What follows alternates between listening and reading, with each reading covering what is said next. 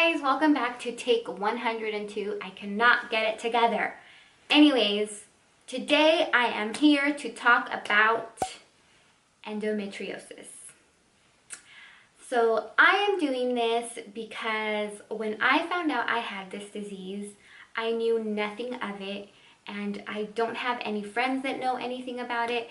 Family members don't know anything about it. So I wanted to come on here and maybe meet some of you out there that are going through the same thing, and I just want to share my experience because I'm pretty sure that there's other girls out there like me who kind of feel alone and have no one to talk to about this. So I am here and I'm putting myself out there because I want to share my journey in trying to conceive with endometriosis. So let's start to the day I found out that something was wrong. So on our wedding day, it was the first day that I actually realized that something was wrong. I had just ended my period. It had probably been like 3 days since, and I still felt extremely bloated, to the point where it was uncomfortable. I felt gross, I didn't feel pretty, and I just didn't understand why I was done with my period and I was still bloated. I had never ever felt that way. So of course I felt ugly and yucky in my dress. I did. And I hated every second of it. Of course, you know, it was a happy day, so I put it behind me and I had the best time of my life. But besides that point, that was the first night where I thought, my God, something is wrong with my stomach. This isn't normal. So, you know, we enjoyed the rest of our honeymoon. We came home and I decided, well, first of all, I've always been one of those girls that has always wanted to have kids. So even before we got married, if you asked me, are you guys gonna have babies right away? Yes. Like, I would never hesitate. Everyone knew that I wanted to have babies and I wanted to have them like the second we said I do. So, of course, when we got back home, I went to see my OBGYN and I just wanted to make sure that everything was good in this area before, you know, we tried anything. Although we did try the first night. Just saying. I just wanted to make sure that I was okay and that we could continue on our journey, right? So the first day I go to my OBGYN, she does my pap smear, which I hadn't done in probably 3 years. And now I regret waiting so long. So she goes in to feel into my pelvis and she felt something. She didn't say anything. She just walked out of the room, said she'll be right back, and she comes back with this monitor, which obviously was like a transvaginal sound, which is the thing that they stick in you to look inside of your uterus. So she did that and she was like, you have something in there, like you have a cyst, I believe. So then she sends me to an MRI and to do another transvaginal, and they find out I have 2 cysts. Not 1, but 2. So I had one on my right ovary and one on my left. One was 10 centimeters and one was 8 centimeters. So they were pretty big. They were like the size of an orange, right? And now thinking back on it, I'm like, oh, no wonder, right?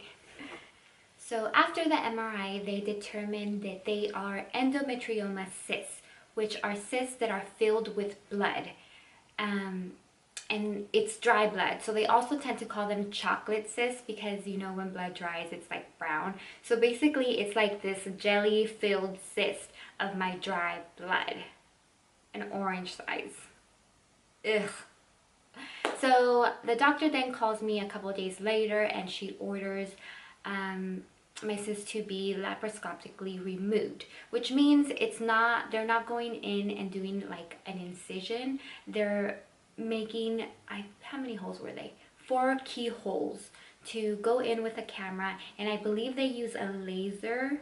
I believe what they do is they suck out the blood from the cysts so that they shrink, and then they pull out the cyst through my belly button incision. I don't know. It took about 2 hours, I believe. Of course, I was really nervous because I had never been put under, or have I ever done any major surgery like this, but I got through it. And that's besides the point. That's a whole nother topic. But yeah, so basically after I woke up, she called me and she said that in fact I had endometriosis. So what endometriosis is basically the lining that is supposed to build up in your uterus builds outside of your uterus. So it then causes pain for a lot of people. I was fortunate enough to not have any pain. I just had the bloatness.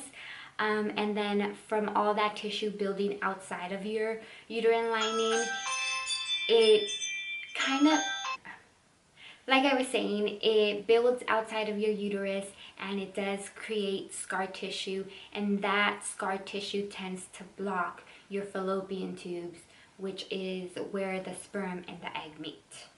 So it does cause infertility. Of course, that is my biggest fear. I hope that that is not the case with me.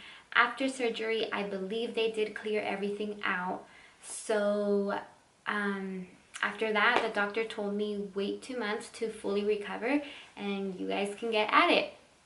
So that's where we're at now. So I had this surgery back in October, the first week of October, and I let myself heal for actually 1 month. I was impatient enough to wait 2 months. I only let myself heal for 1 month, and then we started trying November, December, January. I took a break in February just because it was all really stressful just to get a constant negative result on a pregnancy test. And you know, I know for some people it takes long to conceive, but in my case I have endometriosis, so I think I just have that fear that it's gonna take years. I'm 32 years old. I don't have 7 to 10 years to conceive. Like, this needs to happen now, and I just don't have the patience. But I want to try naturally before I look into IUIs and IVFs, which in this moment in time, that is not what I want to do. I just feel like if I have to go that far, then it's not meant to be. Right now, I'm just hoping and praying that that is not the case. I want this to happen naturally for me, and crossing my fingers. So this is me documenting my journey, basically. And I want to put it out there for the world, because if I am successful, I want other people to see it. I have been online trying so hard to find success stories, and they're very rare, especially for someone that has stage 4 like me. Alright guys, so that is my story on how I found out I have endometriosis and a little bit of what it is.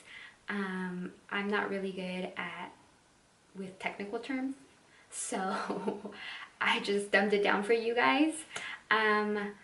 But what I do want to share in my next video is the items I'm gonna be using to conceive, and I think it's gonna be fun. So stay tuned for that video.